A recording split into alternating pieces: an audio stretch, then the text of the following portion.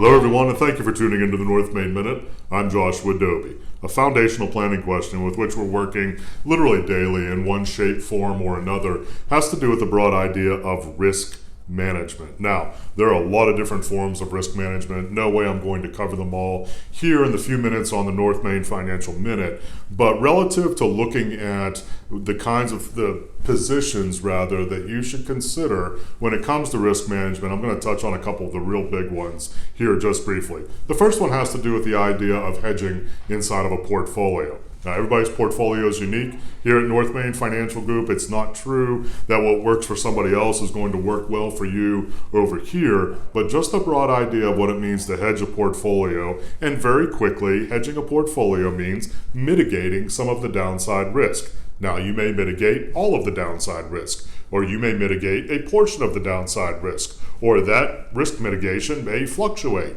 through time as well. So it's very different for everybody, but you definitely want to have that as part of your consideration. Not necessarily that you want to implement it, but just something that from a risk management standpoint, you at least want to consider if that's something you want to implement as part of your overall portfolio strategy.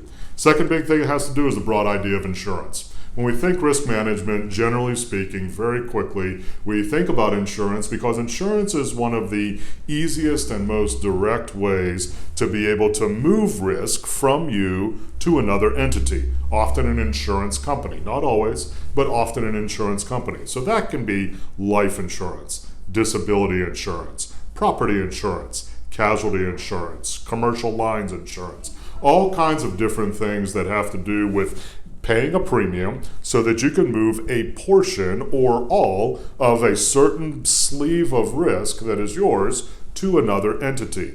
The value in that is to protect yourself perhaps from some significant financial impact in a negative way if certain events would happen to you. If we think about our homeowners insurance and we have a fire, we want the insurance to be able to help us to recover from that financially. Car insurance, if we have an accident, same kind of thing. Life insurance. If a breadwinner passes away, we want that life insurance to be able to help out to cover that financial gap. So again, lots of different things, lots of considerations, but under this large rubric of risk management, very, very important to keep in mind. By the way, just going to the bottom line very quickly here, there's no right or wrong when it comes to risk management. It's to your personal preference. There are certain risks that we want to mitigate or we want to offload, if you will, to another party or another entity. And then there are those risks that we choose to maintain ourselves or to keep that risk exposure ourselves. There's no right or wrong answer for anybody. It's different. So it's very important, though, that you evaluate and most importantly understand what risks you're maintaining and what risks are being covered by some sort of hedging or insurance. If you'd like to reach out to us at North Main Financial Group, perhaps take a look at the kinds of risk profiles that you have. What's covered by insurance? What isn't? Do you want to change that? Is it appropriate to change it? We'd love to hear from you. NorthMainFinancial.com.